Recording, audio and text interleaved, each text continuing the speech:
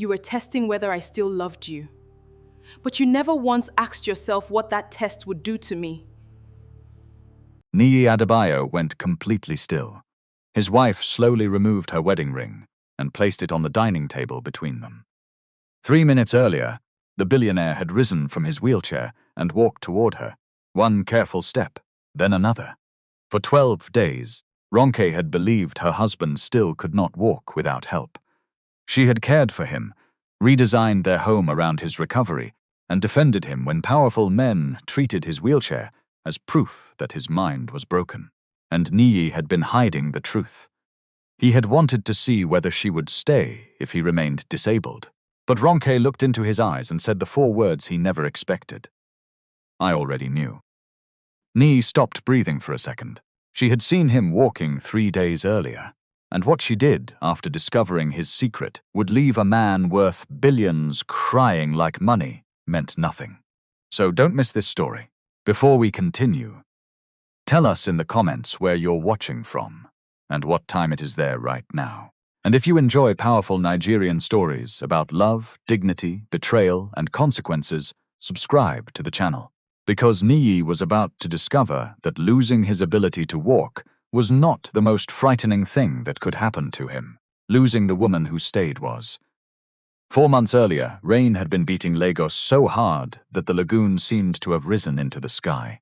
Niyi remembered almost nothing about the crash itself. A red brake light, his driver shouting, metal folding with a sound too big to belong inside one car. Then a white hospital ceiling and the strange discovery that pain could have layers. One pain sat in his ribs when he breathed. Another lived deep in his hip. The worst one was not sharp at all. It was the dull absence in his left leg when the doctor asked him to lift it, and nothing happened. Niyi had spent most of his adult life making things move. Containers, trucks, ships, contracts, people. Adebayo Coastline Logistics had started with 4 leased trucks and 1 cramped office above a spare parts shop in Apapa. 20 years later, the company moved cargo through 3 major terminals, ran warehouses outside Lagos, and employed more people than Niyi could name without a staff directory. He had built his life around motion. Then, in one wet afternoon, he could not move himself from a hospital bed to a chair without 2 people helping him. The first week, he was angry at everyone. The nurses were too slow. The doctor spoke in probabilities. His executive assistant brought the wrong charger. Bode Coker, his chief operating officer and oldest business friend, came with files Niyi could not concentrate on. And Ronke kept asking one question that irritated him more than all the others. Do you want help? Not, let me help you. Not, you cannot do that. Do you want help? At first, Niyi thought it was ridiculous. If a man was struggling to sit up, why ask? Just help him. But Ronke asked because she had spent years designing spaces for people whose bodies did not behave the way architects imagined bodies should behave. She had fought developers who wanted ramps hidden behind buildings because they spoiled the entrance. She had argued with clients who believed one lift solved every accessibility problem. Long before her husband ever sat in a wheelchair, she had learned that assistance could become another form of control when nobody bothered to ask. So she asked. Every time. Do you want help? Some days Niyi said yes. Some days he snapped no, and she let him struggle. That offended him too. 3 weeks after the crash, when he was discharged to continue rehabilitation from home, he discovered that Ronke had changed the house without making it look like a clinic. The thick rug in their bedroom was gone because the wheelchair caught on it. The bathroom door opened wider. A grab rail had appeared beside the toilet, painted to match the wall instead of shining like hospital equipment. A shower chair sat in a corner. One section of the dressing room had been lowered so Niyi could reach shirts without asking anyone. He rolled into the kitchen and found that his favorite coffee cups were no longer on the highest shelf. He stared at them. Ronke stood behind him, watching his face. You moved my cups. Yes, I have lived in this house for 9 years. And for 8 years and 8 months, you could stand to reach them. He turned the chair. I don't want this whole house changed because of me. Ronke leaned against the counter. The house is supposed to serve us, Niyi. We are not supposed to serve the house. He looked away. She did not say anything else. That night, he asked for one of the cups she had moved down. Ronke handed it to him without smiling. She never said, "I told you so." That was the version of Ronke Niyi knew. Practical, sharp when necessary, soft in places she did not advertise. They had been married 6 years. They had met at a property conference where Niyi had spent 20 minutes complaining that an architect had wasted warehouse space on unnecessary circulation. Ronke, who had not yet introduced herself, listened until he finished. Then she said, "You mean the space people use to move through the building?" Niyi turned. She was wearing a burnt orange blouse, black trousers, and the expression of a woman who had already decided he was irritating. He had laughed. She had not. That was how it started. Their marriage had never been quiet. They argued about air conditioning temperatures, whether invitations required arriving exactly on time, how much pepper belonged in stew, and Niyi's habit of taking calls at the dining table. But they trusted each other. At least Niyi had believed they did. The accident changed the shape of their days first. Then it began changing the shape of his mind. At the company, Bode handled operations while Niyi recovered. It was sensible, necessary even. The board approved a temporary delegation of some executive responsibilities because a logistics company could not freeze every time its founder had physiotherapy. Niyi agreed to it from his hospital bed. He remembered signing the resolution with his right hand while Ronke held a cup of water near his mouth. "Temporary," he told Bode. "Of course," Bode said. "Your seat is your seat." Bode had been there before the money, before the glass office in Victoria Island, before the private security men and drivers and newspapers that liked to call Niyi a billionaire. He had helped Niyi sleep in trucks when a shipment was delayed, and they could not afford hotel rooms near the port. He had once sold his own car to cover payroll during a bad quarter. Trusting Bode did not feel like a decision. It felt like history. For the first month at home, Niyi barely thought about the company. Pain medication made time soft around the edges. Rehabilitation exhausted him. Even answering emails felt like carrying a load on his back. Ronke did not tell him to work. She did not tell him not to work. She asked what he wanted. That should have comforted him. Instead, after a while, it began to frighten him. Because everybody else had an opinion about his future. His directors wanted to know when he would return. Investors wanted stability. Senior managers wanted clear reporting lines. People who used to wait outside his office now called Bode first. And when Niyi went out in public, strangers looked at the chair before they looked at his face. One afternoon, as he was being wheeled through the reception of a rehabilitation center, a man he knew from an industry association bent down until their faces were nearly level. "My brother," the man said slowly, as if Niyi had also lost his hearing. "God will restore you." Niyi stared at him. "I can hear you perfectly."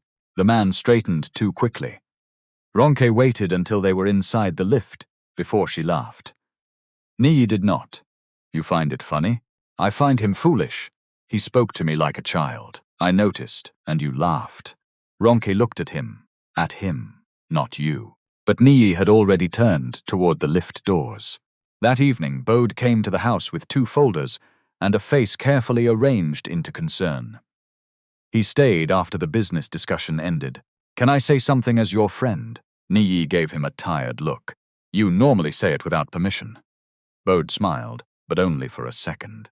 "This thing changes people." "What thing?" "Dependency." Niyi's jaw tightened. Bode raised one hand. "Not you, people around you." Ronke was upstairs on a client call. Bode lowered his voice. "When a strong man becomes vulnerable, everybody starts calculating. Some calculate because they love him. Some because they fear what happens if he never becomes strong again." Niyi said nothing. Bode tapped the folder on his lap. "I have seen families destroy businesses over illness. Wives, brothers, children. Everybody suddenly believes they are protecting the sick man. I am not dying. I did not say you are. You are talking like I am preparing a will. I am talking like the company needs clear authority until you are fully back." There it was. Business. Something Niyi understood. He opened the folder. Bode wanted an extension of several temporary operational powers for another 3 months. Normally, Niyi would have challenged half the wording before reaching the second page. That day, he looked at the signature line longer than necessary. Why 3 months? Because your doctors have not given a date. Niyi hated that sentence. Your doctors have not given a date, as if his life had become a delayed shipment. Bode leaned back. Take your time. I am only protecting what we built. Niyi closed the folder. I will review it. Good. Bode stood, then paused. Ronke knows about this? No. Bode nodded too slowly. Maybe keep it that way until you decide. Niyi looked at him. Why? Bode shrugged. No reason. I just know how quickly concern becomes influence when somebody loves you. It was a small sentence. So small Niyi almost forgot it. But suspicion rarely enters a room by kicking down the door. Sometimes it slips under it and waits. The suspicion had something to feed on. Not proof, not even evidence, just changes. Ronke returned to work more often as Niyi became physically stronger. She had cut her studio hours badly during the first weeks after the accident, but she refused to abandon the business she had built before marrying him. On Mondays and Thursdays, she left the house after breakfast and usually returned after 6. At first, Niyi encouraged it. Go, he told her. Your clients will sack you. They cannot sack the owner. Then they will stop paying the owner. She kissed his forehead. You see, your brain is working. He rolled his eyes. A month later, those same absences began to feel different. Why was she taking more calls outside the room? Why had she started speaking to a lawyer? Why had she asked the family accountant for copies of documents relating to the house and 2 investment accounts? There were reasonable answers to all 3 questions. Niyi did not ask for them. That was the beginning of the real problem. Instead, he observed. Ronke noticed. One evening she came into the bedroom and found him staring at her phone, where it lay charging beside the window. You want to use it? She asked. No. Then why are you looking at it like it stole something from you? Niyi gave a short laugh. I was not looking at your phone. You were looking through it with your eyes. What does that even mean? It means if you want to ask me something, ask. He looked at her then. For 1 second, the question was there. Who is the lawyer? Why are you asking about our accounts? Are you planning for a future without me? But pride got there first. I have nothing to ask. Ronke studied him. Fine. She picked up the phone and walked into the bathroom. Niyi watched the door close. 10 minutes later, he hated himself for feeling relieved that she had not taken the phone with her to hide anything. He hated himself even more for noticing. His physiotherapist noticed other things. Sade Williams had the patience of somebody who knew exactly when patience was useful and when it was becoming an excuse. She was 34, wore plum-colored scrubs most days, and never called Niyi sir unless she was annoyed with him. On the morning he first managed to stand between the parallel bars without another person holding his torso, Sade did not clap. She watched his left knee. Again, Niyi stared at her. Sweat had already soaked the back of his shirt. You people do not celebrate achievement in this place. I will celebrate when you stop trying to impress me and put your weight properly through that leg. I am paying you too much. You say that every Tuesday. It is Thursday. Then you are improving. He laughed despite himself. 2 weeks later, he stood without the bars. A week after that, with the walking stick in his right hand, and Sade close enough to catch him if he lost balance. He took 5 steps across the treatment room. The 5th step was ugly. His left foot dragged slightly. His shoulders pitched forward. His face tightened with effort. But he stayed upright. Sade moved the chair behind him. Sit. Niyi lowered himself slowly. For several seconds he said nothing. His hands shook, not from fear, from effort. Then he looked down at his legs and laughed once under his breath. Sade smiled. That one I will celebrate. Niyi covered his face with both hands. The first person he thought of was Ronke. He imagined calling her immediately. He imagined her running into the room, not caring who was watching, probably crying and pretending she was not. The image warmed him. Then another thought came behind it. Would she be relieved because the man she loved was recovering, or relieved because the burden she had married was disappearing? Niyi lowered his hands. Sade was already making notes on her tablet. Do not tell Ronke yet. Sade stopped typing. What? I want to tell her myself. That is your right, not today. Sade looked at him properly now. How long? I don't know, Niyi. He hated when she used his name like that. What? If this is about surprising your wife, fine. I am not in the marriage surprise business. But if you are asking me to write that you cannot stand when you can, no.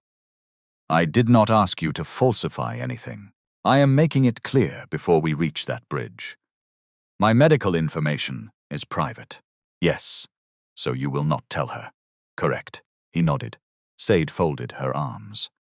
Why do I feel there is another sentence coming? There is not. There is definitely another sentence. Niyi wheeled toward his water bottle. Sade watched him. Your wife has brought you to half these sessions. I know. She has never asked me for details you did not authorize me to give. I know. She has not behaved like somebody trying to control your recovery. Niyi turned sharply. I did not say she was. No. You are just asking me to keep the biggest improvement in 4 months from her. It is temporary. Sade's mouth tightened. Temporary can still be foolish. Niyi gave her a cold look. She did not care. That afternoon, Bode called. The timing was pure coincidence. What Bode said was not. I heard you are doing better. Who told you? You sounded less miserable yesterday, Niyi snorted. Bode continued. We have the governance committee next week. There are questions about whether the temporary delegation should be extended. You sent the proposal. Yes. I have not approved it. I know. A pause. Then Bode said, Ronke spoke to Marcus in legal. Niyi's fingers tightened around the phone. About what? I don't know exactly. Then why are you telling me? Because I thought you knew. There was a skill to saying something while pretending you were not saying it. Bode had learned that skill in boardrooms. Did Marcus tell you she spoke to him? Niyi asked. No. His assistant mentioned she requested some documents. What documents? Nothing dramatic. Delegation papers, shareholding structure, maybe property authority. I did not ask. You clearly asked enough. Niyi, calm down. I am calm, good. Then ask her. Niyi almost laughed. Bode had planted the seed and now wanted credit for suggesting sunlight. What do you think she wants? I am not going to accuse your wife of anything. That is not what I asked. Another pause. Then Bode sighed. I think people prepare themselves when they are afraid. For what? For a future they did not choose. The call ended 10 minutes later. Niyi sat alone in the study. His walking stick leaned against the desk, where nobody in the house expected to see it. He had asked Sade to put it in the back of the car before they left the rehabilitation center. His driver believed it belonged to one of the therapists. Now it stood beside him like an accusation.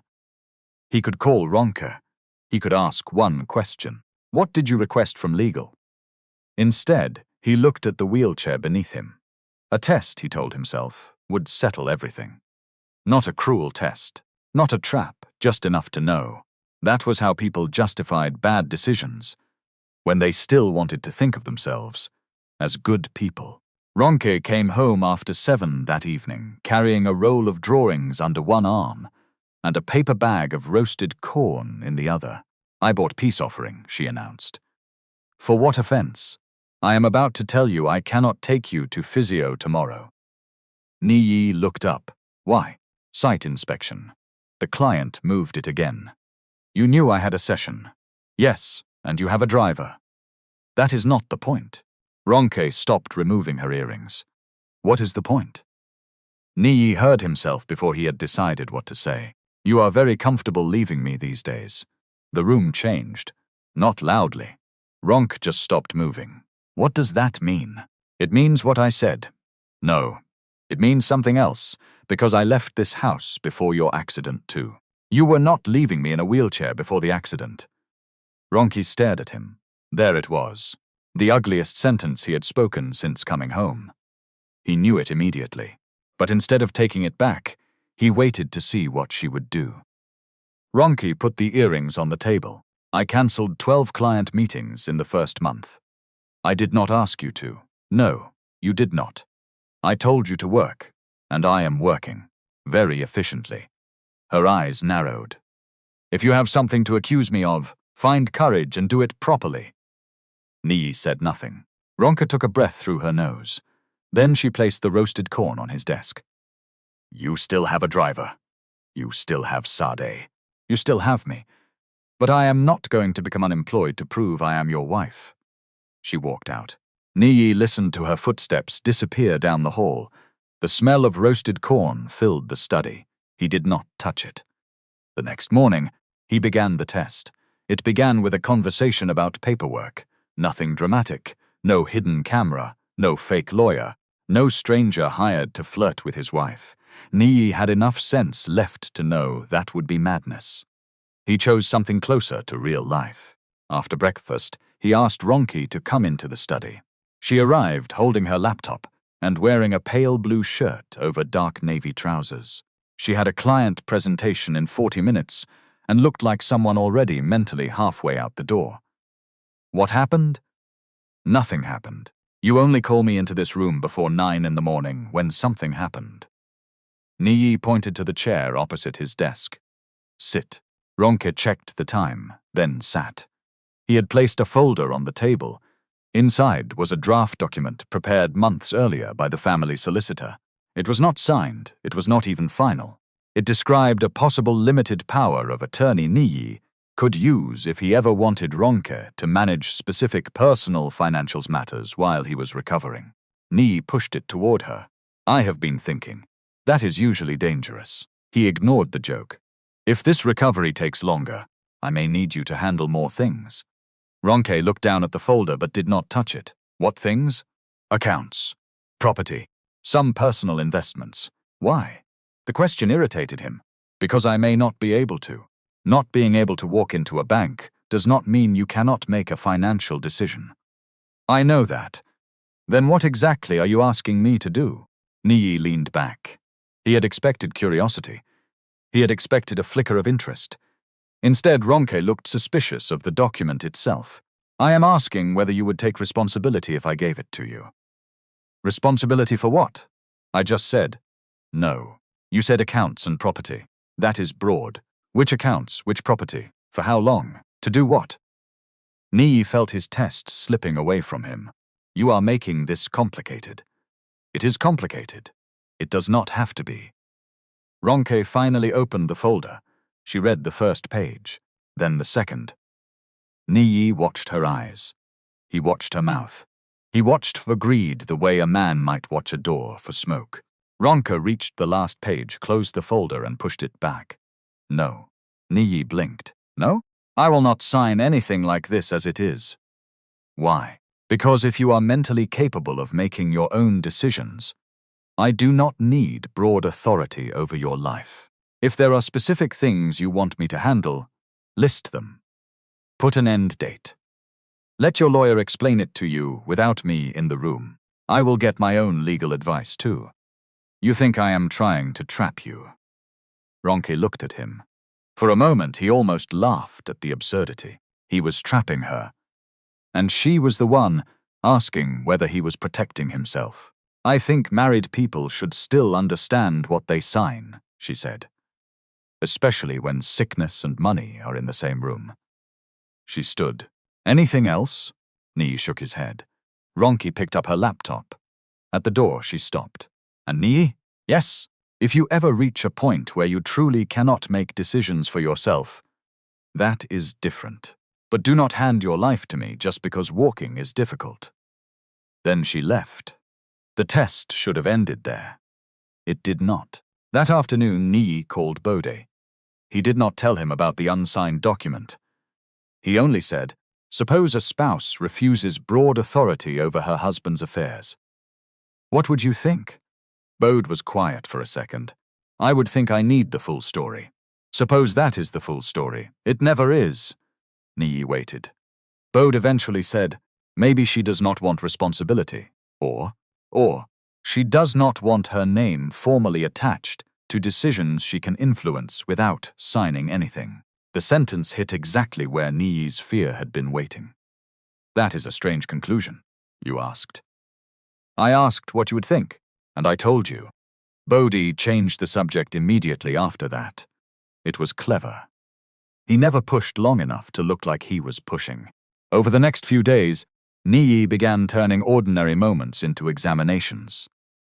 If Ronke helped him, he wondered whether she was performing kindness. If she did not help him, he wondered whether she was tired of him. If she went to work, she was escaping. If she stayed home, perhaps she was monitoring him. There was no answer she could give that suspicion could not rearrange. And because Niyi did not tell her there was a question, Ronke did not know she was expected to answer one. On Saturday morning, she found him beside the kitchen island, trying to pull a heavy pan from a lower cabinet. He could have reached it. He knew he could. His balance from the chair was good now. But he stopped and looked at her. "Can you get that?"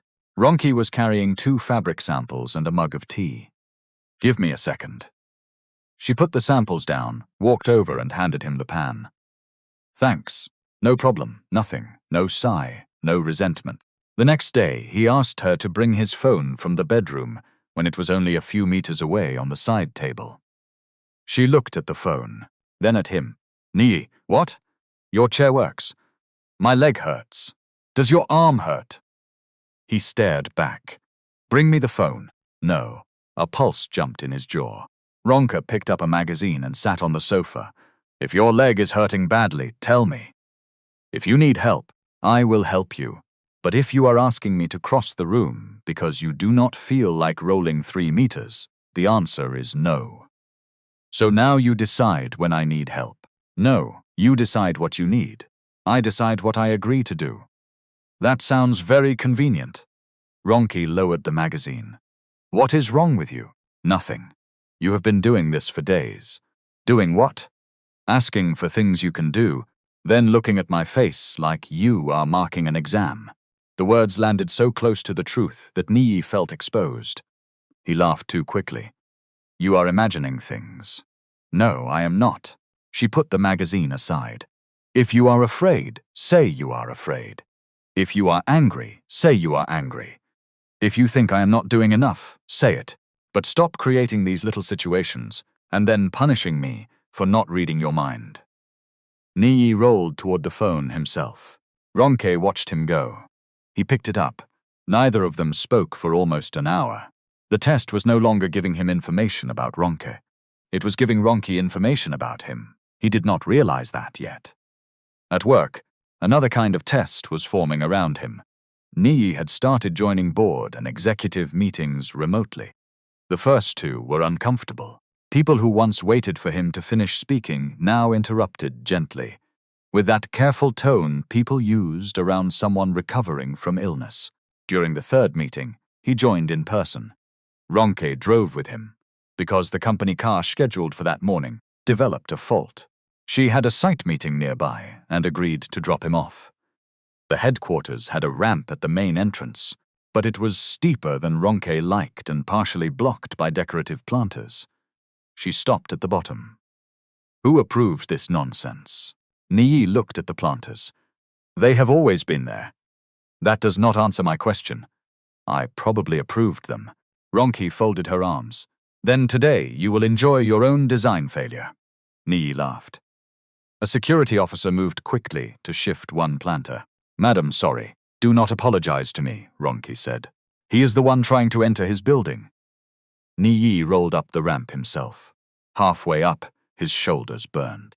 Ronke stayed behind him without touching the chair. "Do you want help?" He almost said no. Then pride lost to common sense. "Yes." She put both hands on the handles and helped him over the steepest part. Inside, the security officer rushed to open every door. By the time they reached the lift, Niyi was laughing again. "You have frightened my staff. They should fear badly placed flower pots."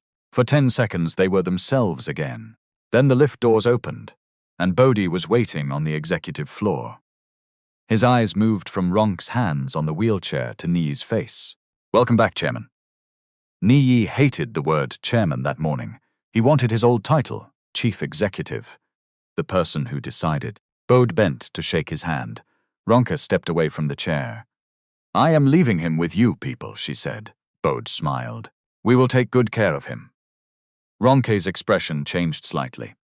He does not need taking care of in a meeting. He needs people to listen when he speaks. Bode's smile thinned. Niyi noticed. Ronke did not. Or perhaps she did and simply had somewhere else to be. She kissed Niyi lightly on the cheek. "Call me if your driver is still delayed this afternoon." "I will." Then she left. Bode watched the lift close. Strong woman. Niyi looked at him. "You have known that for 6 years." "Yes." Bode pushed the boardroom door open. Sometimes strength enters places nobody invited it. Niyi rolled past him. He should have challenged the sentence. He did not. The meeting began with figures. That was safe territory. Fuel costs, port delays, warehouse utilization, a new distribution contract. Niyi asked questions and felt a part of himself returning as managers flipped pages, searching for answers. Then the governance committee chair cleared her throat. "There is one final matter. We need clarity on executive authority for the next quarter." Bode folded his hands. Niyi looked down at the agenda. The item was listed plainly. He had seen it. Still, hearing it spoken aloud made something harden in him. One director said, "We all want Niyi fully recovered. Nobody disputes that. But the business needs certainty." "I am sitting here," Niyi said. The director blinked. "Of course. Then talk to me, not about me." A quiet fell over the table. Bode leaned forward.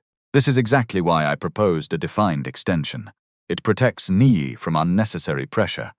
Niyi turned his head. "Protects me? From operational overload. I ran this company during 2 port strikes and a currency crisis. And you were not recovering from a serious accident then." The words were reasonable. The tone was reasonable. That made them more dangerous. Niyi felt every eye in the room glance, however briefly, toward the wheelchair. By the time the meeting ended, nothing had been decided. But something had changed. Niyi understood that if he did not define his own return, other people would define it for him.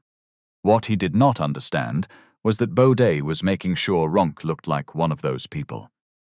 2 days later, Ronke came home carrying the same expression she wore when a contractor had ignored her drawings, and then expected applause. Niyi was in the sitting room, reading a report.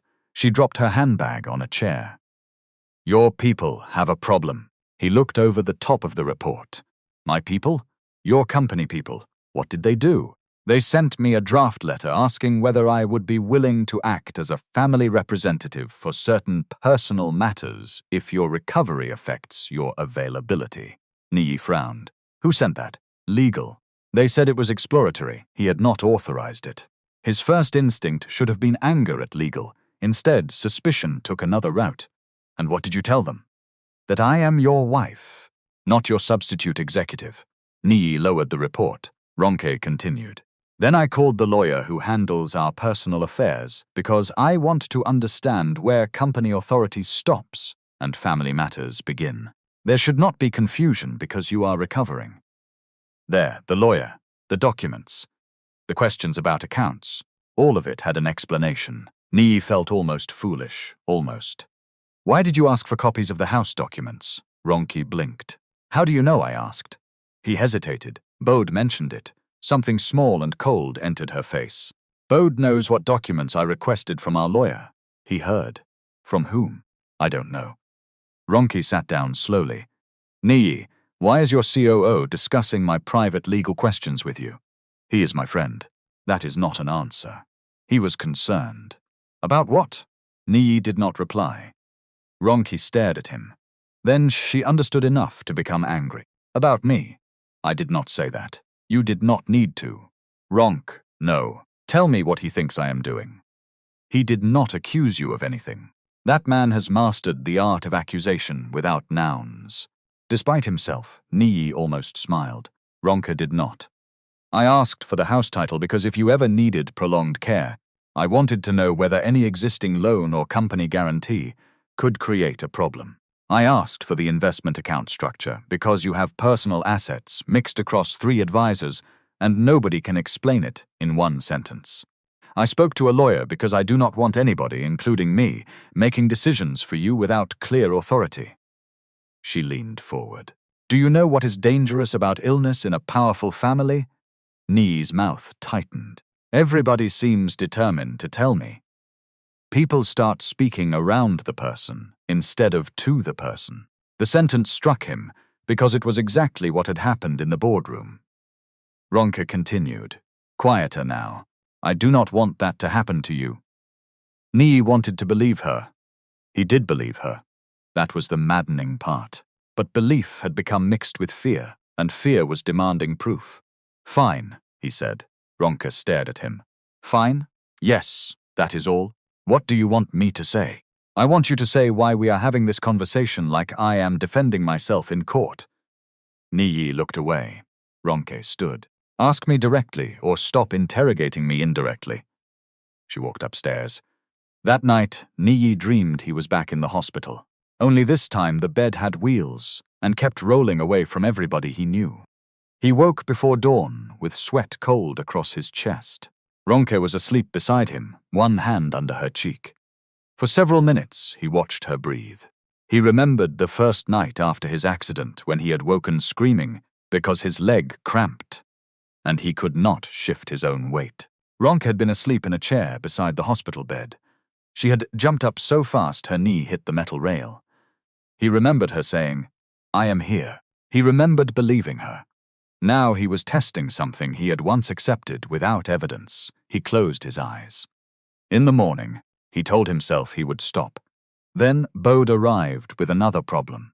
A major client wanted assurance that the company's executive chain would remain stable.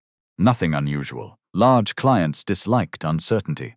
But Bode had attached a proposed internal memo naming himself acting chief executive for a fixed period, subject to board confirmation. Niyi read it twice. "You want my title now?" Bode's face changed immediately. "No, that is what this says. It says acting chief executive. Temporary. You are already COO.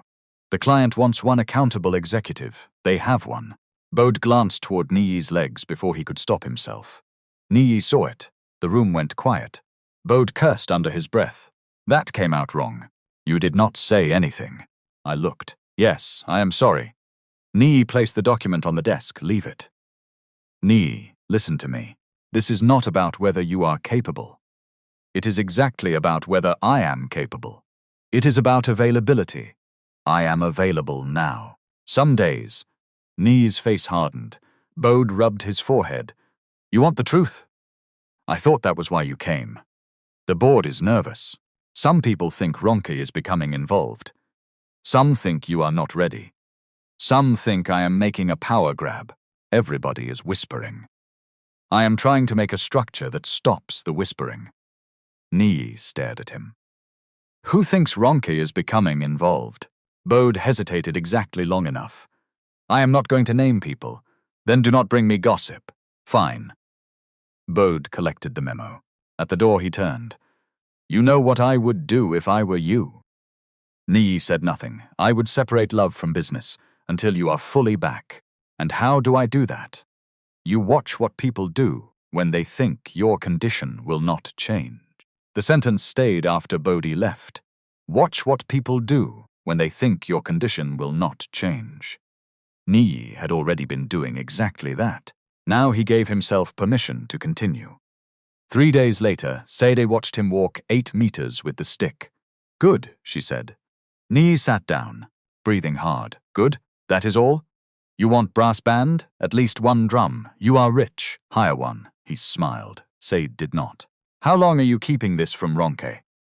Niyi reached for his towel. "A few more days. You said that last week. I need to be sure. About your walking?"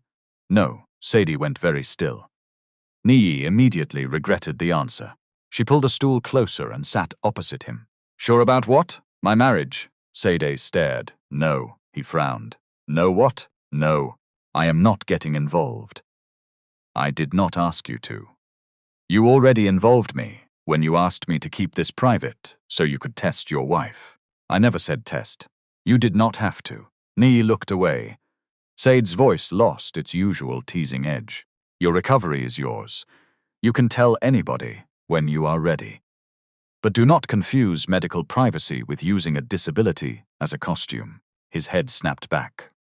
"I am not wearing a costume. I was genuinely unable to walk." "Yes, and you still cannot walk safely for long. That is why this is worse. not better. He stared at her. Said pointed at the wheelchair. That chair kept you mobile when your legs could not. It is not a symbol of failure. It is not a prop for you to find out who respects you. You do not understand. Then explain. Niyi opened his mouth. Nothing came. Because to explain it clearly, he would have to say the fear out loud.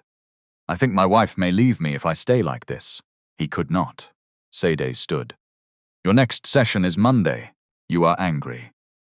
I am your physiotherapist. I am allowed to think your personal decisions are foolish and still help you strengthen your hip. Niyi laughed once. Sade did not join him. Tell her before this becomes something you cannot explain away. He promised himself he would. Then the board meeting happened. It began at 11 in the morning in the large conference room overlooking the lagoon. Niyi attended in person. He wore a cobalt blue jacket over a white shirt. Partly because Ronke had once told him the color made him look less severe, and partly because, after months in loose rehabilitation clothes, he wanted to look like himself. Ronke was not supposed to be there. She came only because company legal had requested a brief conversation with her about the family representative issue before the meeting. Her appointment ended late. As she stepped into the corridor, raised voices from the boardroom stopped her. Inside, a director was saying, "We cannot keep pretending mobility has no effect on executive performance."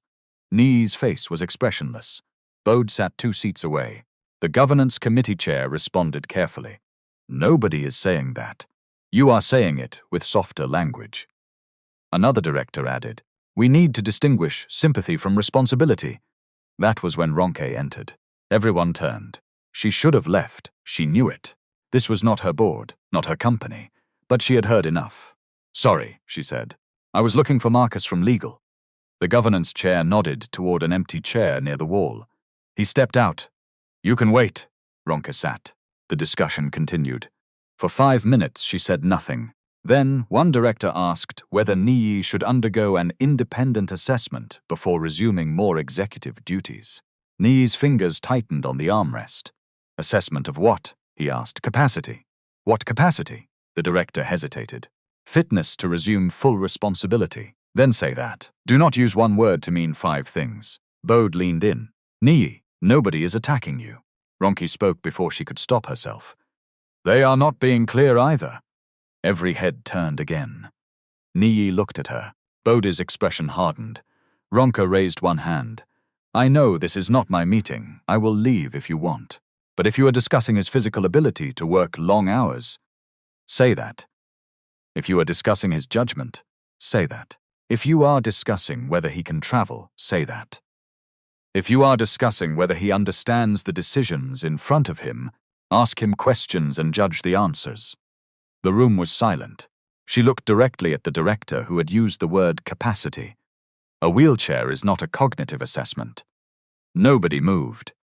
Ronke turned to Niyi. "And you should not let anybody speak around you because they think speaking to you is uncomfortable." It was not a gentle defense. It was not even entirely on his side. She was scolding him too. That was why it cut through him.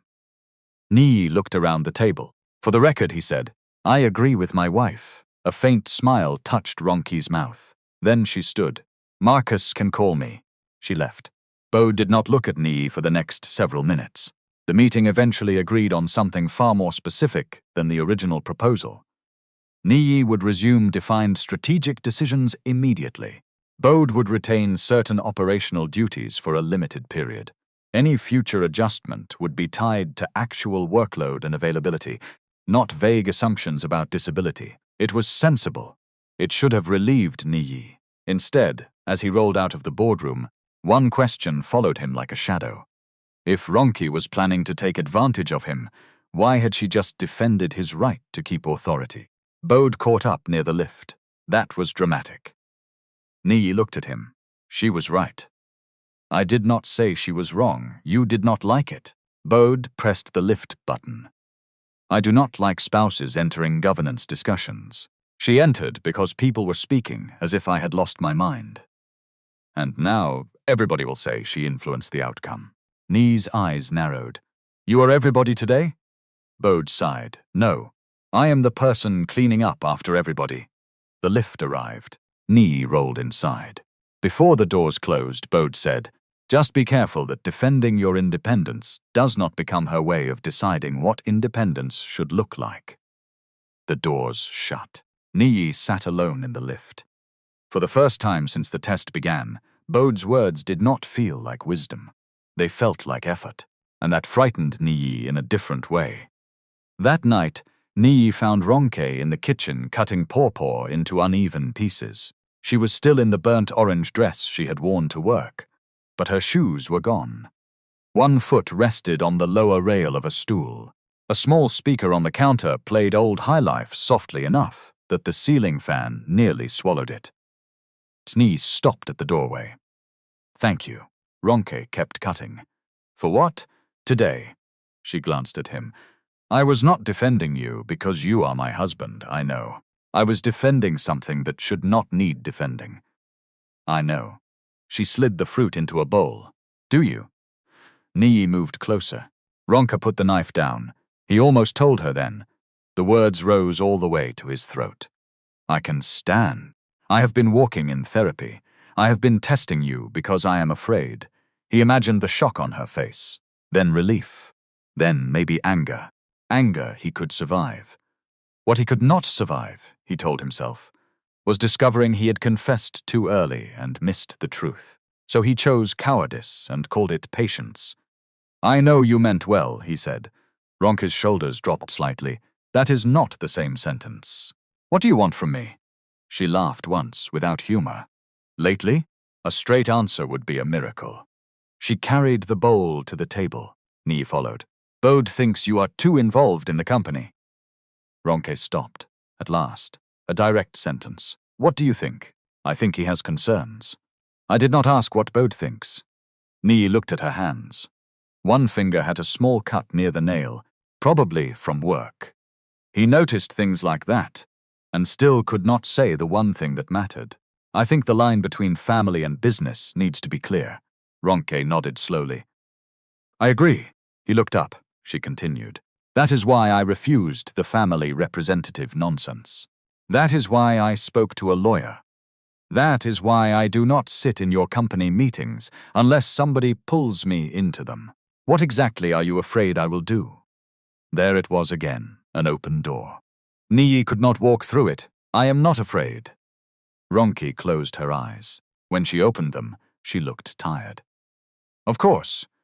She took the bowl and left the room. Later, lying in bed, Niyi understood something unpleasant.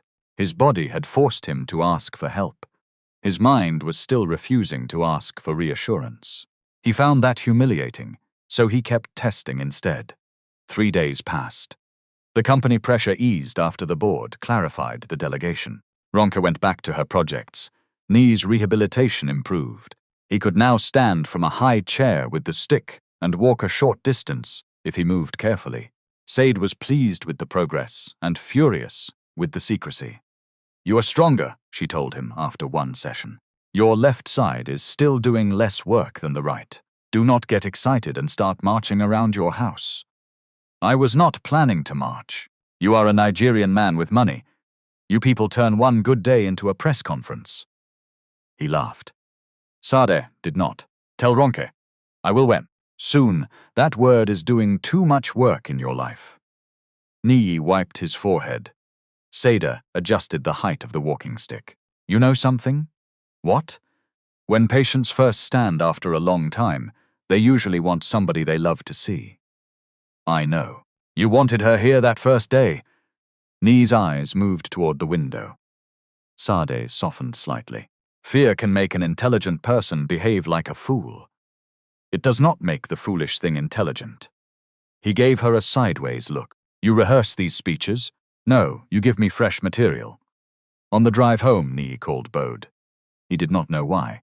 Maybe habit. Maybe he wanted Bode to say something obviously wrong so he could stop trusting him. Instead, Bode sounded normal. They discussed a warehouse problem, a delayed client payment and a staffing issue.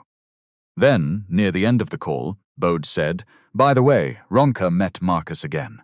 Niyi went quiet. "When?" "Yesterday. How do you know?" He was in the office after. That does not answer my question. Bode paused. I asked him. You asked legal who met my wife.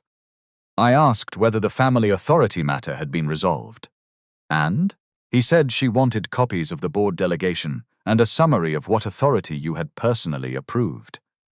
Niyi frowned. Why? Ask her. There was something different in the sentence this time. Less subtle. Niyi heard it. You seem very interested in what she is doing.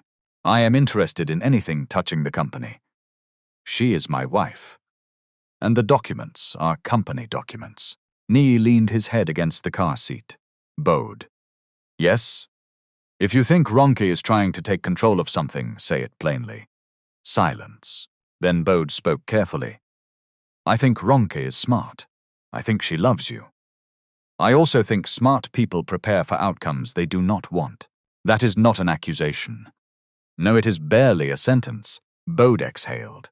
You want me to say your wife is plotting against you so you can be angry with me? I will not. I am telling you to protect clarity. Niyi ended the call. For the first time, the silence afterward did not belong entirely to suspicion. There was anger too. Not at Ronke, at Bode, but distrust is greedy. Once invited in, it does not politely stay in one chair. That evening, Ronke was on the upstairs balcony talking to someone on the phone.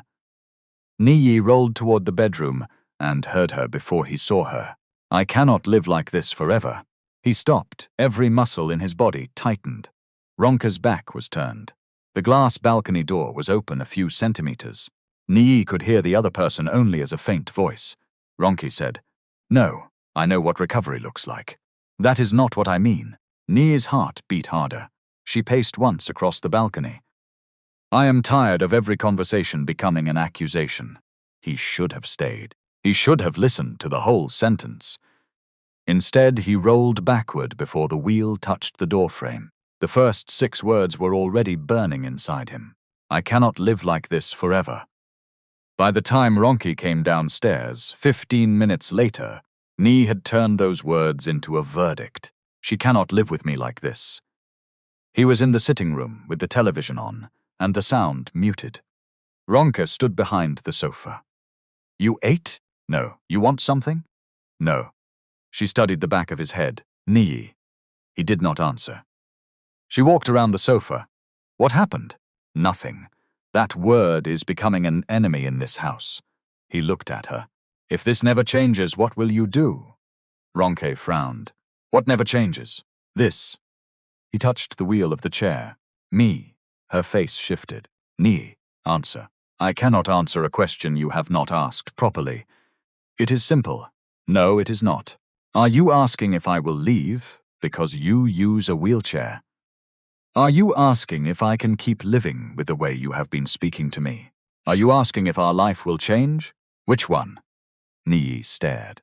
Ronke crouched so they were closer to eye level, then immediately stopped herself and stood again. She had once told him she did not want to make a habit of lowering herself physically every time they spoke. He was still the same height in the conversation, whether seated or standing. Listen to me, she said. Your chair is not the problem. Easy for you to say. No, it is not easy. Nothing about the last 4 months has been easy. There was the fatigue. Niyi seized it. You are tired? Yes, he flinched. Ronke saw it and became angry. Do not do that. Do what? Ask me for honesty and then punish me when it is not the answer you wanted. So you are tired of me. I said I am tired. I did not say I am tired of you. What is the difference? The difference is an entire marriage. Her voice cracked on the last word. That stopped him. Ronke took a breath.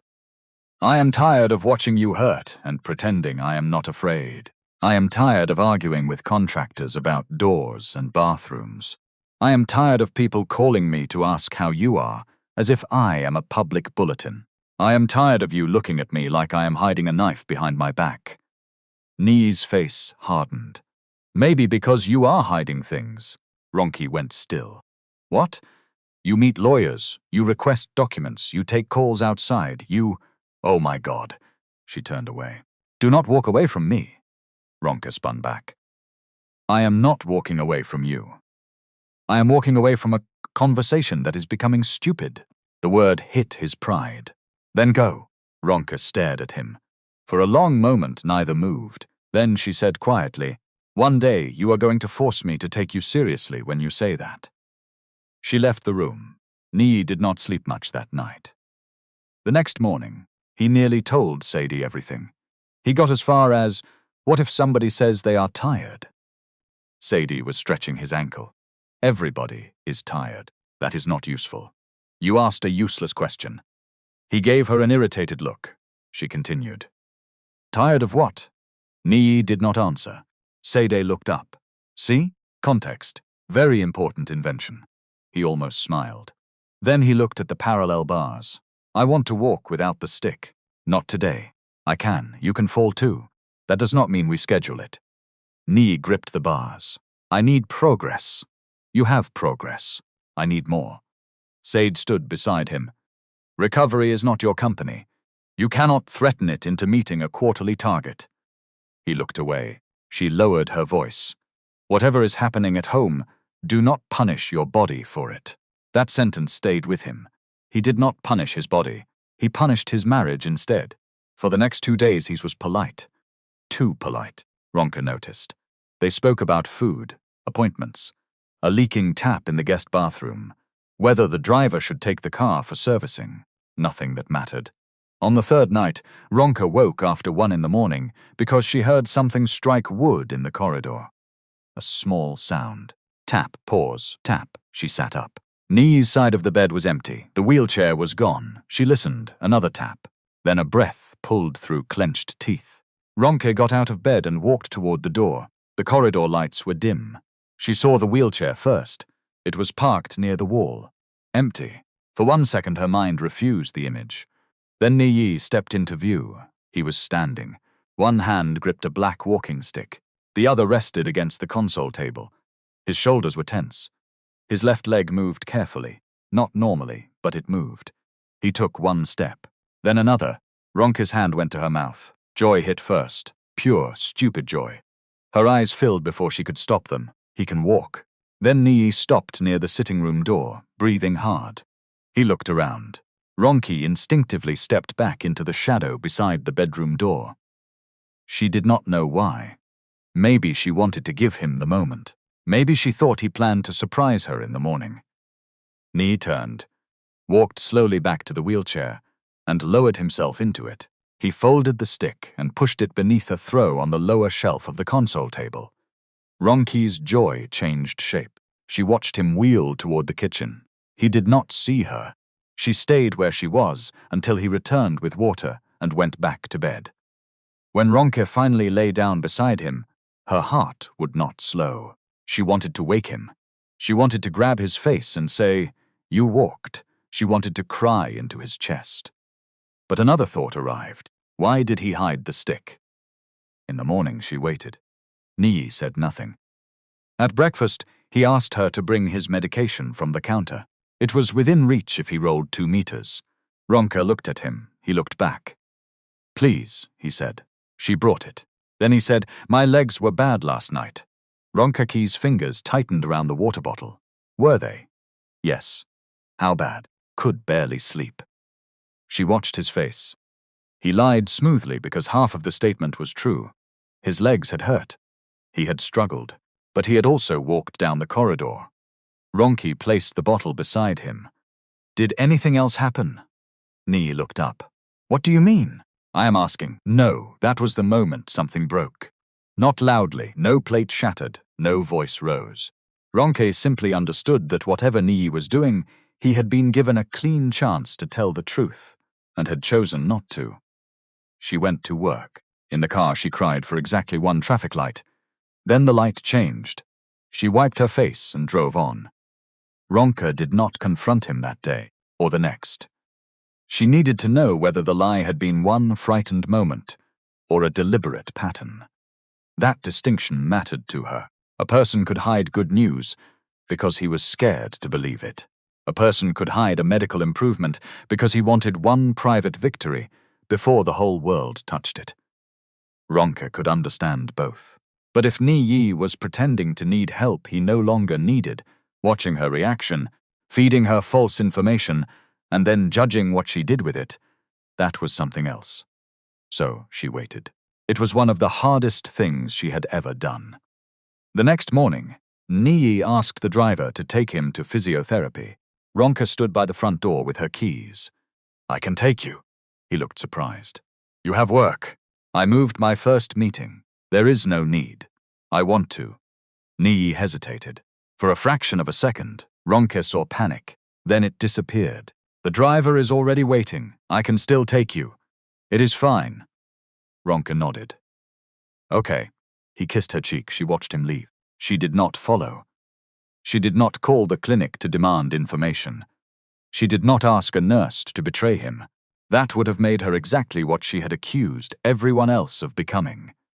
Another person who believed Niyi's body gave her permission to manage him. Instead, she went to work. At lunchtime, she sat alone in her studio conference room, staring at a drawing she had already revised twice. Her phone lay beside her. Said's number was saved there because they had coordinated transport and home exercises during the early weeks. Ronke picked up the phone, put it down, picked it up again. Finally, she called. Said answered after 4 rings. "Hello, Ronke. Hi, are you busy? I have 10 minutes. Ronke looked through the glass wall toward her staff. "I need to ask you something, but I do not want you to tell me anything Niyi has not authorized." Sada became quiet. "Okay. Is he safe?" "Yes." "Is his recovery still moving in the right direction?" "I can tell you generally that he is making progress. Anything more specific should come from him." Ronke closed her eyes. "Good." Said waited. Ronke almost asked the real question. "How long has he been walking?" Instead, she said, "Thank you." Ronke, "Yes?" Sad chose her words carefully. "You and Niyi need to talk." Ronke laughed once, but there was no amusement in it. "That is becoming everybody's advice. It is still good advice." "I know." They ended the call. Ronke sat there for another minute. Saad had protected Niyi's privacy. Ronke respected her more for it. The problem was not that Niyi had privacy. The problem was that he had turned secrecy into a relationship strategy. That evening, Ronke tested nothing. She simply watched. Niyi complained that the distance from the sitting room to the dining room tired him in the wheelchair. She did not remind him that she had seen him walk farther than that with a stick. He asked her whether she still planned to renovate the studio she had recently leased. "Yes." "Even with everything happening, what does everything have to do with my lease?" "I am asking." "You are always asking questions that have other questions hiding inside them." Niyi looked away. Ronke ate 2 spoonfuls of rice. Then she said, "What do you want to know?" "Nothing." There it was again. Nothing. The word that had become an enemy in their house. The following day, Niyi went to the office for 3 hours. Bode met him in the private lift lobby. "You are looking better." "I am better." "How much better?" Niyi looked at him. Bode raised both hands. Ordinary question. Then accept an ordinary answer. They walked. Bode walked. Niyi rolled toward the executive floor. At the conference room, Bode placed a set of documents in front of him. The company had been negotiating a large expansion with a regional distribution partner. During Niyi's absence, Bode had pushed the negotiation further than Niyi expected. Not illegally, not secretly, but aggressively. There were preliminary commitments, staffing projections, and vendor discussions that assumed the expansion would proceed. Niyi read the file slowly. "You moved ahead before the board approved the final structure." "We moved ahead with preparation. You told vendors to hold capacity. Non-binding. You recruited for roles tied to it. Conventional offers." Niyi looked up. "You have built a runway for a plane I have not agreed to fly." Bode leaned back. "We could not sit still for 4 months. No one asked you to. I was running the company, temporarily." Something flashed across Bode's face. "There.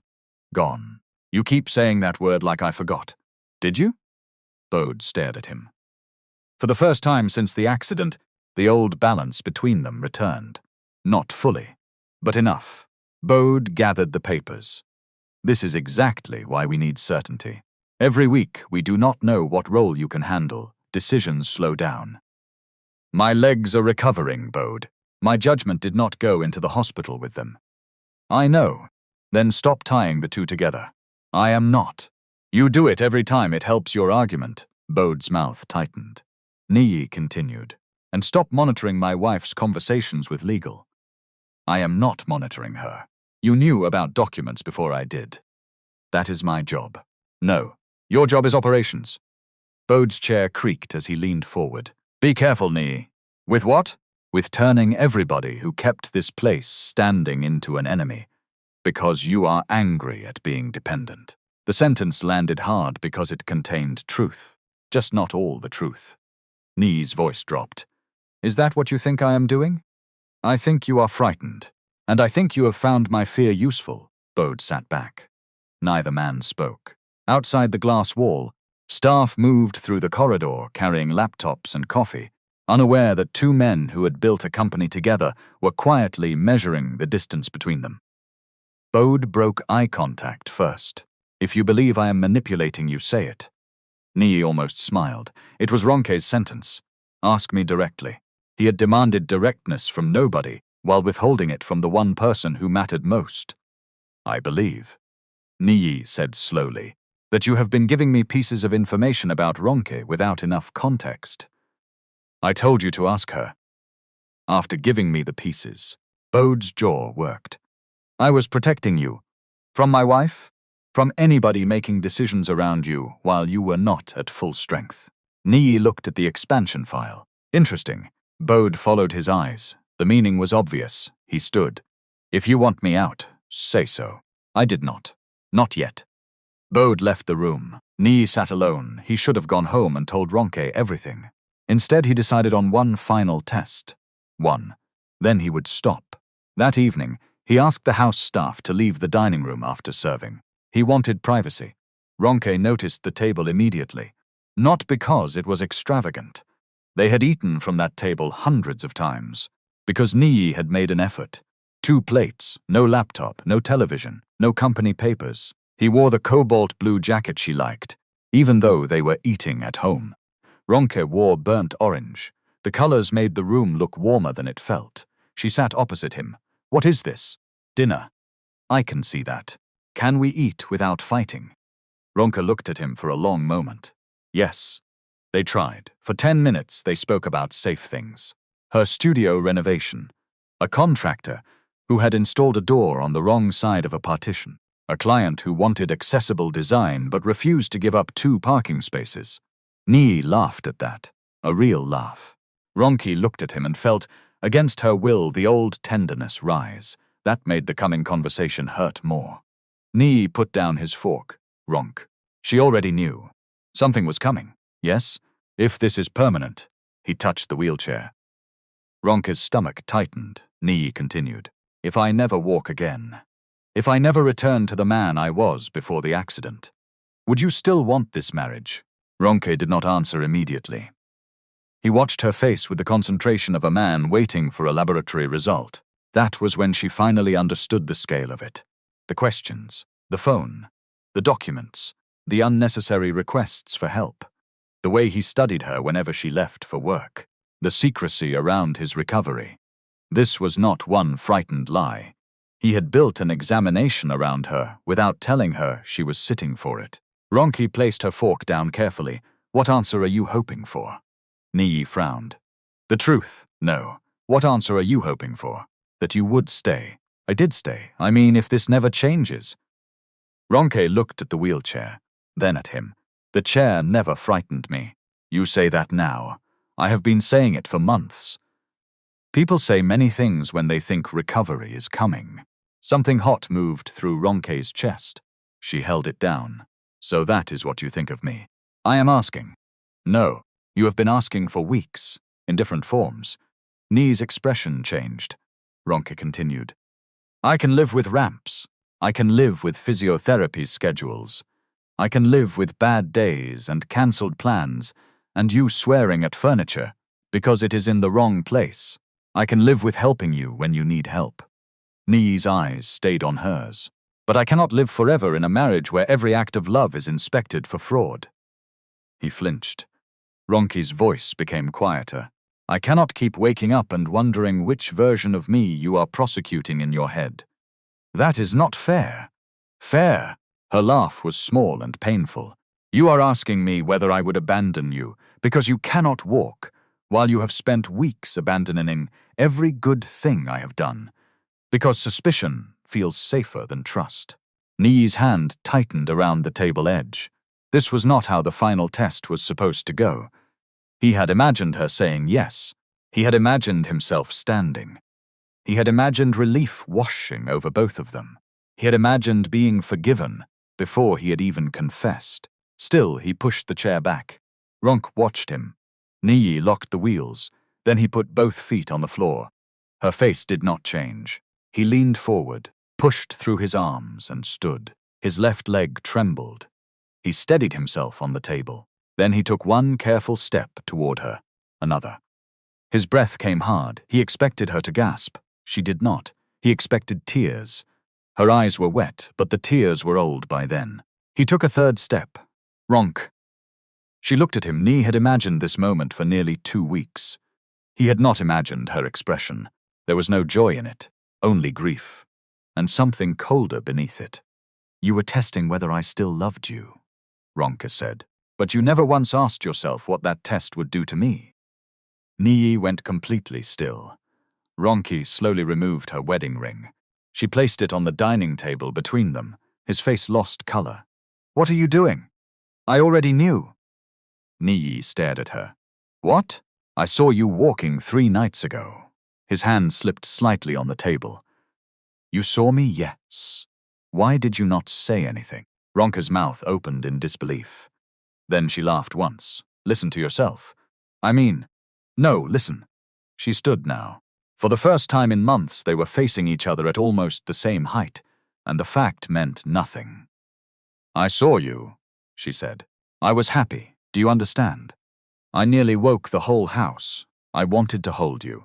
I wanted to call Sade and thank her. I wanted to thank God. I thought maybe you were waiting to surprise me. Niyi's eyes dropped. Then, the next morning, you asked me to bring you medicine you could reach. You told me your legs were so bad you could barely sleep. I asked if anything else happened. He remembered. The water bottle. Her face. The opening she had given him. You said no, Ronke whispered. Niyi swallowed. I was scared.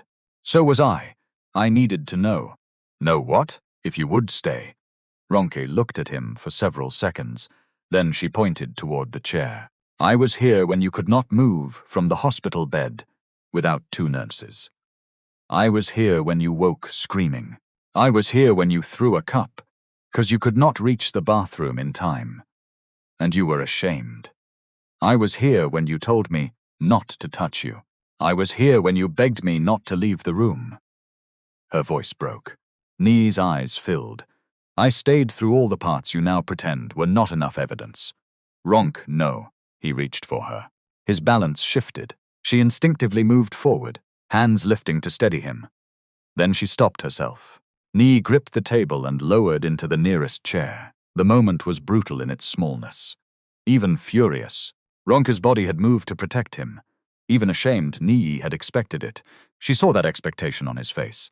So even now, she said softly, some part of you knows I would catch you. Niyi looked away. A tear slid down his cheek. Ronke wiped her own face with the heel of her hand. You were not testing whether I loved you. You were testing whether you could control the conditions under which I was allowed to prove it. That was not what I meant. It does not matter what you meant if this is what you did. I can fix it. Ronke looked at the wedding ring on the table. No, you cannot fix trust tonight. He started crying then. Not elegantly. Not one silent tear from a rich man discovering humility. His shoulders folded. His breathing broke. He pressed a hand over his mouth because the sound embarrassed him even in front of his wife.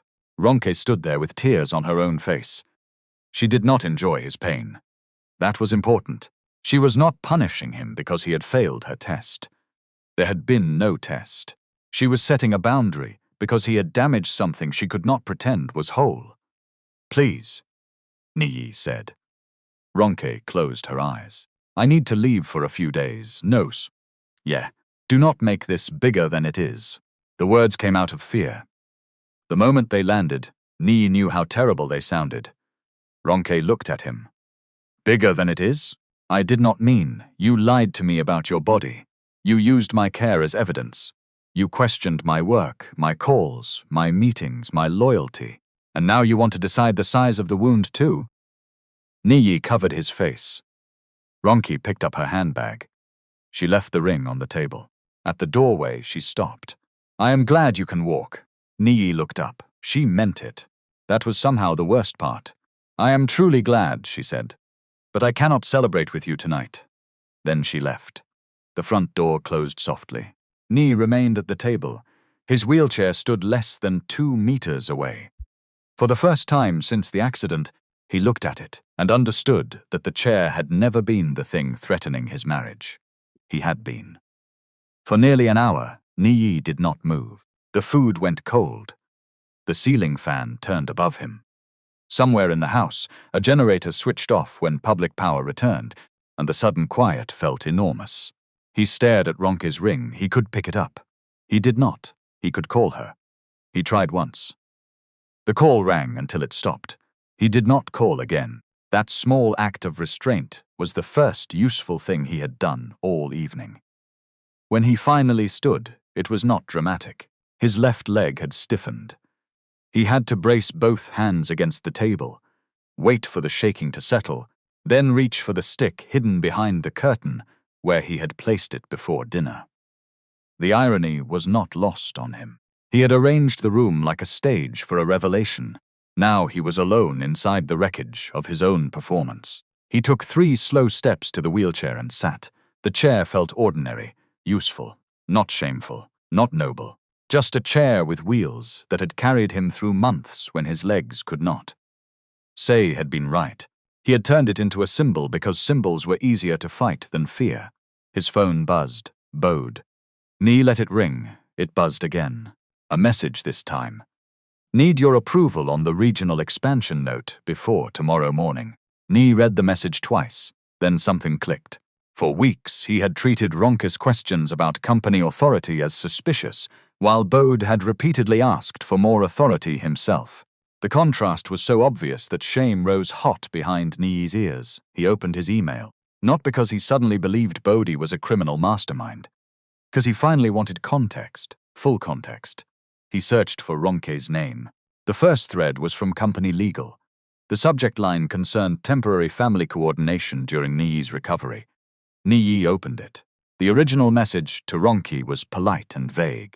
It asked whether she would be willing to serve as a contact for certain personal decisions if Niyi was unavailable. Ronke's response was direct. Please define unavailable. My husband is physically limited at present, but he is making his own decisions. I will not accept authority that he has not specifically requested and understood. Niyi stopped reading. He closed his eyes, then continued.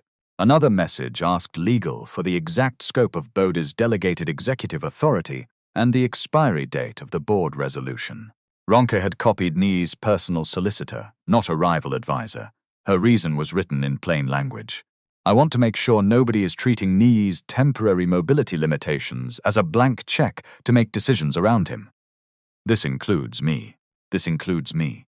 Niyi read the 4 words 3 times. He searched again. There was no secret plan. No effort to seize assets, no hidden transfer. The documents Bode had described as property authority were part of Ronke's attempt to understand which assets had ever been pledged or connected to business obligations, so she would not accidentally interfere with something during a medical emergency. Every mystery Niyi had built around her had an ordinary explanation. Worse, most of those explanations had been available if he had simply asked. He leaned back in the chair. The problem was not lack of evidence.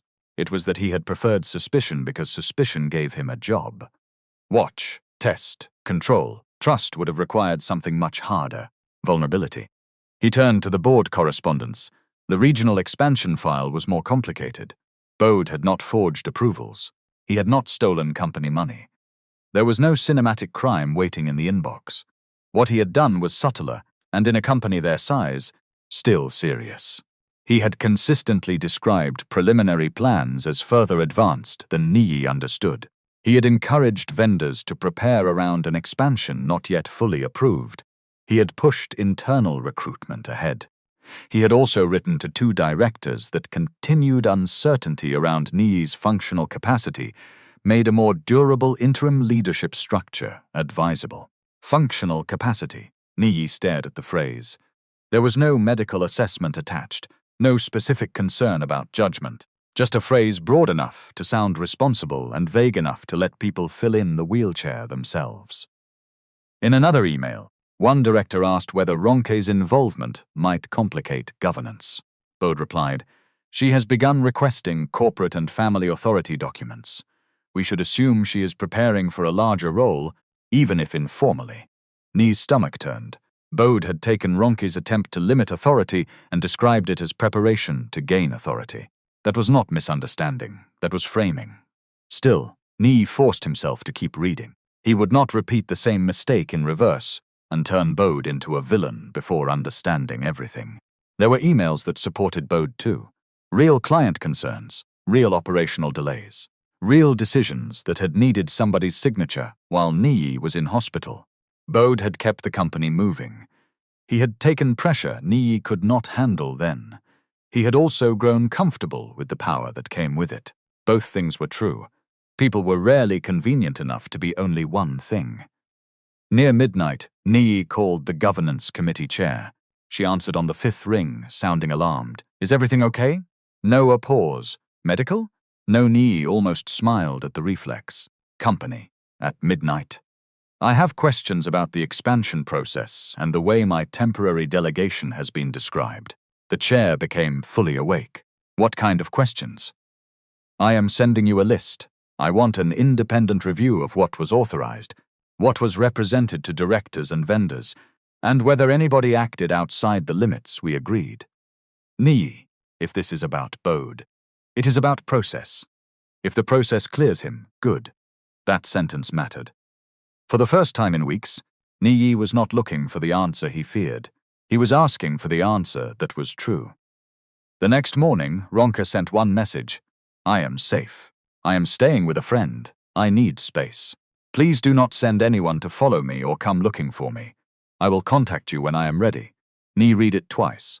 Then he typed, "I understand." He deleted it, typed again. "You are right, I will respect that. I am sorry." He sent it. No flowers followed. No driver with gifts. No assistant carrying jewelry to an apartment Ronke had not disclosed. Niyi knew how to solve problems with resources. Money could move people faster, open doors, smooth inconvenience. It could not make a boundary disappear without turning into another form of pressure. So he waited, not passively. He returned to physiotherapy. Sada knew something had happened before he said a word. "You told her." Niyi sat on the treatment bench. "Yes." Sad studied his face. "How bad?" "She left." Sad inhaled slowly. "I am sorry." Niyi looked up. "You told me so. I am still sorry." He nodded. They worked in silence for 20 minutes. Then, during a balance exercise, Niyi said, "She saw me before I told her." Sadie's eyebrows rose. "When?" 3 days before. "And she did not confront you?" "No." "Why?" "She was waiting for me to tell the truth." Sade adjusted his foot position. "And did you?" "No." "Then bend your knee." Niyi almost laughed. "That is all? What do you want me to say?" "Your marriage is not physiotherapy. I cannot give you 12 repetitions and promise trust will strengthen." He looked down. Sade softened. "But you can stop making the injury worse." "How?" "Ask the person you injured, when she is ready to answer." Niyi held the balance position. His leg shook. This time he did not hide it. The company review took 2 weeks. That was important too. No one stormed into Bode's office the next morning with security men. No board could responsibly decide a senior executive's future because a hurt founder read emails at midnight. The governance committee gathered the relevant resolutions, expansion correspondence, vendor commitments, and internal instructions. Bode was asked to respond. So were legal, finance, and 2 directors. Niyi did not sit in every interview. He wanted the process separate from his anger. Bode continued working under reduced discretionary authority while the review was underway. The two men spoke only when necessary. The first real confrontation happened on a Thursday evening. Bode entered Niyi's office without knocking, closed the door and dropped a printed email on the desk.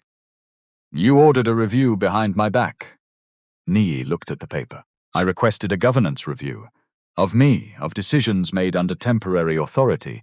Do not hide behind language." Niyi leaned back. The old Niyi might have stood to make the moment bigger. This Niyi remained in the wheelchair. He had walked into the office that morning with a stick from the lift lobby, then used the chair when his hip began aching before lunch. Some staff had stared, some had smiled, one had cried. By evening, he was too tired to perform strength for anybody. "Sit down, Bode. I will stand." "Then stand." Bode's nostrils flared. "You think I wanted your job. I think you became too comfortable making decisions that were supposed to be temporary. I kept this company alive while you were in hospital." "You did." Bode stopped. The agreement unsettled him more than an accusation. Niyi continued. "I am grateful for that." "Then what is this?" "It is the part where gratitude does not cancel accountability." Bode laughed bitterly. "Ronke taught you that sentence?" Niyi's face changed. "Do not bring her into this. You brought her into it months ago." "No, you did. Every time you gave me half a fact about her. I told you to ask your wife, after telling me what to suspect." Bode stepped closer. "You were already suspicious. Do not make me responsible for the sickness in your head, because your marriage is in trouble." The words were cruel. They were also partly true. Niyi let them sit. "You did not create my fear," he said. Bode's expression shifted. "I know that now. You found it useful." Bode looked away. Niyi tapped the printed email.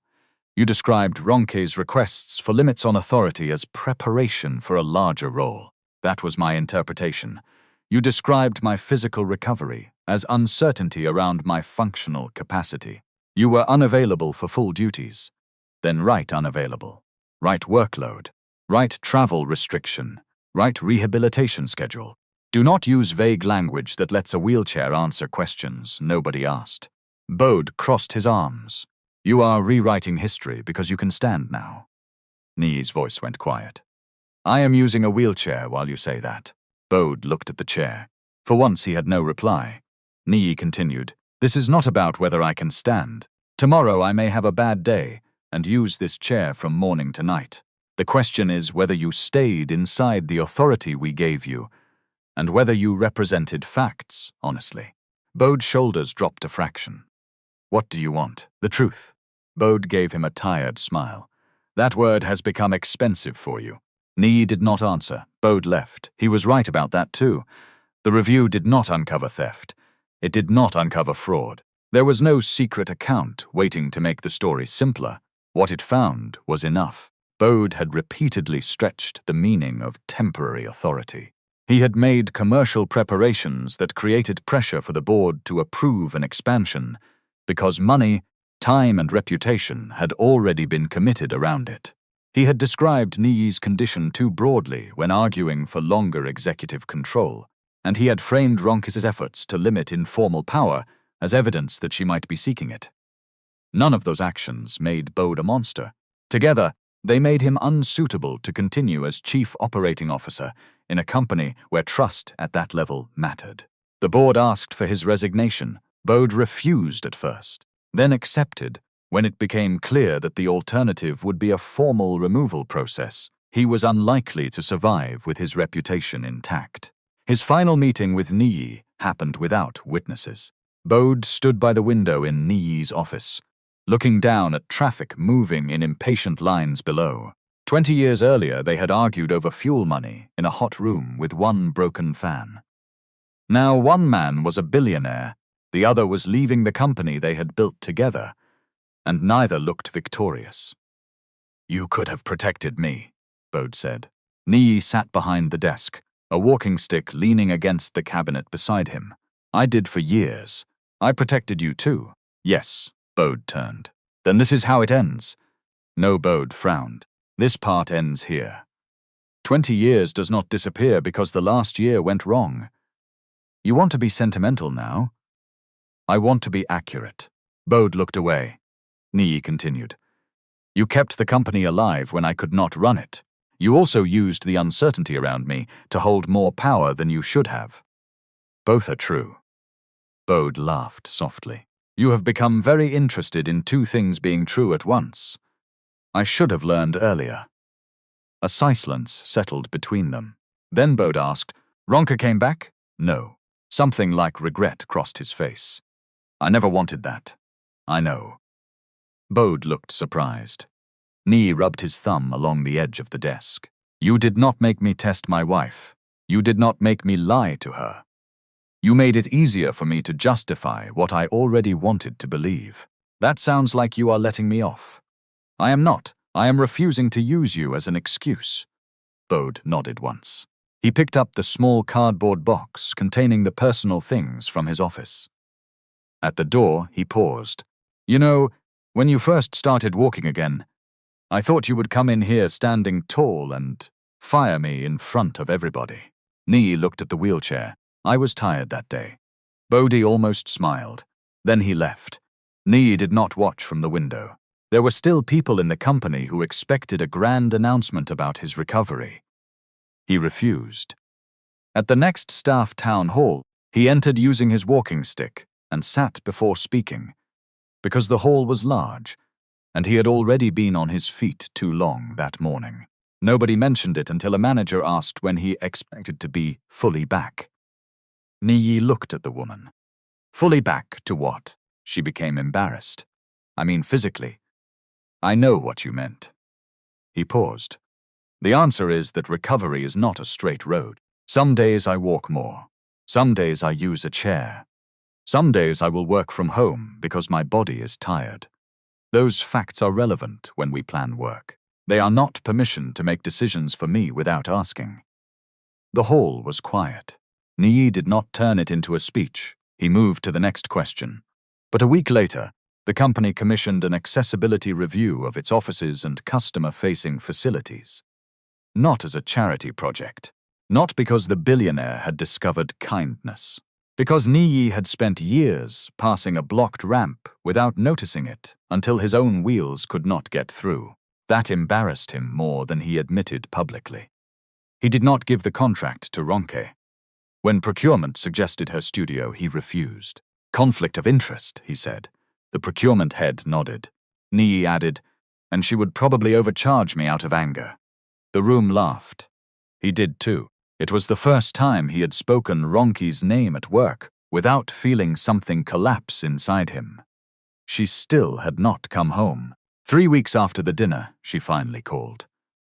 Niyi was in the rehabilitation center when his phone rang. He saw her name and forgot what Sade had just told him to do with his left foot. Answer it, Sade said. What? Your wife. Answer before you fall from distraction. Niyi sat on the bench and picked up. Hello, Ronke's voice was steady. Hi. He closed his eyes. How are you? I am fine. Good. A pause. Niyi wanted to fill it with apology. He stopped himself. Ronke had not called to hear a prepared speech. I want to collect some clothes from the house tomorrow, she said. Okay. I will come around 4. I can be out if you prefer. Another pause. No. You can be there. Niyi's hand tightened around the phone. Okay. That is all for now. Ronke. Yes, he almost said I miss you. It was true, but it would place another burden in her hands. Instead, he said, thank you for calling. She was quiet. Then, softly, okay. The line ended. Sade was pretending to reorganize resistance bands across the room. Niyi looked at her. You were listening. This room has one door. You could have moved. You could have whispered. He laughed. Sade pointed at the parallel bars. Back to work. Ronke arrived the next day at 4:13. That felt normal enough to hurt. She had never believed in arriving early for personal appointments. Niyi was in the sitting room. The wheelchair was beside him. The walking stick rested against the sofa. He had been using both throughout the day. Ronke noticed. He saw her notice. Neither commented. She wore a light blue shirt and dark navy trousers, the same practical combination she often used on site visits. Her hair was pulled into a low bun. No ring. Niyi's eyes went to her left hand before he could stop them. Ronke saw that too. "I came for clothes," she said. Yes. He did not ask where she was staying. He did not ask how long. She walked upstairs. 20 minutes later, she returned carrying a medium suitcase. Niyi stood when she entered the room. Not to show her, because he had been sitting too long and needed to stretch before his hip locked. The difference mattered to him now. He took the stick. Ronke watched him walk toward the window and back. "You are stronger," she said. "Yes, I am glad. Thank you." Another silence. Then Ronke placed the suitcase near the door. "Niyi, I am not ready to come home." "I know. I am not sure I will." His throat tightened. "I know." She looked at him, surprised. He sat again. "I have been thinking about all the things I want to say," he began. "Most of them are explanations. Explanations are useful when people do not understand what happened.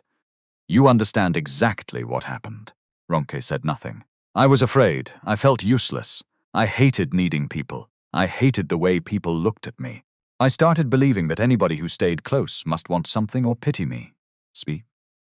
His fingers tightened around the handle of the stick.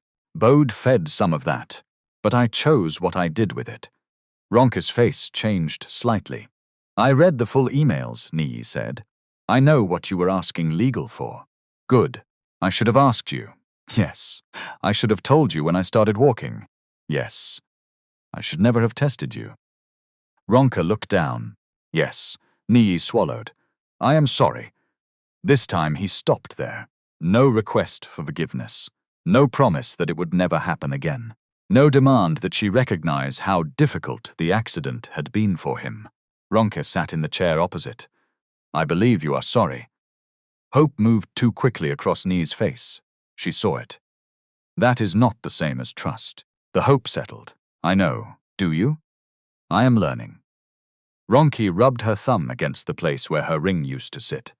"If we try again, I want counseling." Niyi nodded. "Okay. Not one session so somebody can tell me you were traumatized and I should understand." "I know.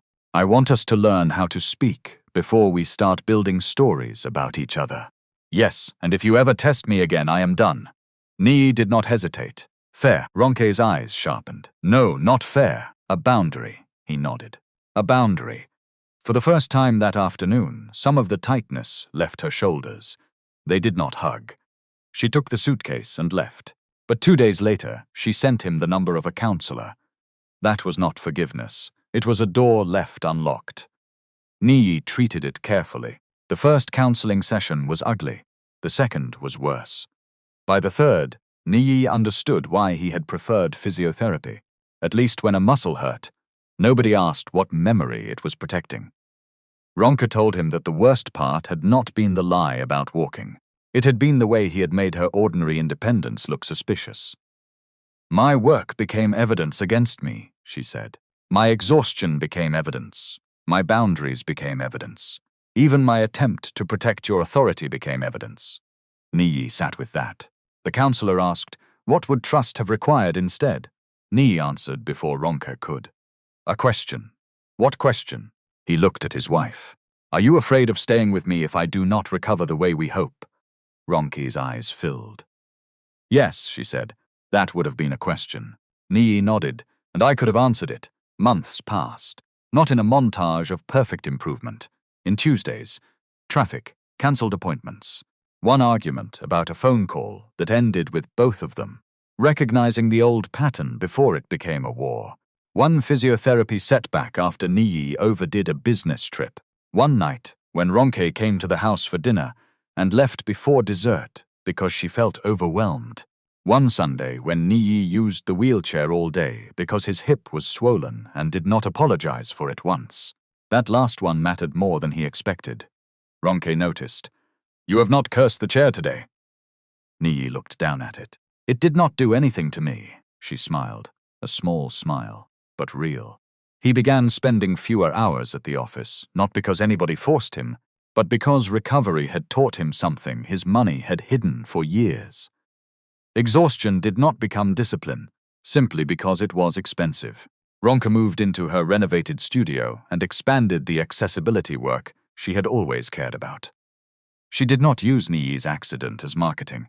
When a journalist later asked whether her husband's experience inspired the studio's new direction, she said, "It sharpened something I was already doing." That answer pleased Niyi more than a tribute would have. Their marriage remained separate in practical terms for several months. Ronke kept her own place. They attended counseling. They ate dinner once or twice a week. Sometimes they laughed, sometimes they did not. Niyi never asked when she was coming home. He wanted to. Every time, he remembered the old version of himself, trying to force certainty from another person. So he waited for what she was actually ready to give. One evening, after a session, Ronke handed him a small envelope. Niyi opened it. Inside was his copy of their wedding photograph. She had taken it when she left. He looked at her. "You are returning this?" "No." "Then why give it to me?" "Look at the back." He turned it over. Ronke had written an address and a date. "What is this?" "My studio opening." Niyi looked at her. "You are inviting me?" "Yes, as your husband?" Ronke considered him. "As Niyi." He nodded. That was enough. On the evening of the opening, the studio glowed behind broad glass windows. Samples of timber, stone, and fabric lined one wall. There were wide circulation paths between displays. The entrance had no awkward little step, pretending not to be a barrier. The bathroom door was wide enough without looking institutional. Good design had made accessibility almost invisible until somebody needed it. Niyi arrived alone, no driver waiting at the entrance, no assistant announcing him. He wore a cobalt jacket over a simple shirt and used his walking stick because he had already spent too much time on his feet that day. The wheelchair was folded in the car in case he needed it later. He no longer treated that possibility like defeat. Inside, voices rose and fell. Ronke's colleagues moved between guests. Someone laughed near the display wall. Music played softly. Niyi reached the door, then stopped. Months earlier, he would have walked straight in. It was his wife's studio, his wife's event, his wife. Those 3 words would have felt like permission. Now he understood that relationship did not erase invitation. So he waited. Ronke was across the room speaking to a client. She saw him. For a few seconds, neither moved. Then she excused herself and walked toward the entrance. She wore burnt orange again, not because the color meant anything mystical. She simply liked it. Niyi smiled when he noticed. Ronke stopped on the other side of the doorway. Her eyes moved to the stick, then to his face. "You came. You invited me, I did." Behind her, the room remained alive. Nobody was watching them closely. There was no audience waiting for a reconciliation. Niyi did not ask if she had forgiven him. He did not ask whether she would wear the ring again. He did not tell her how much he had changed. If change was real, it could survive without a speech. There are injuries people can see immediately. A cast, a scar, a wheelchair beside the bed. And there are injuries that arrive through smaller things. A question never asked, a truth withheld, a person forced to keep proving what should have been trusted. The first kind may need treatment. The second kind needs something harder to measure: time, changed behavior, and respect for another person's right to choose what comes next. Ronke looked at Niyi for another moment. Then she opened the door wider. "Come in."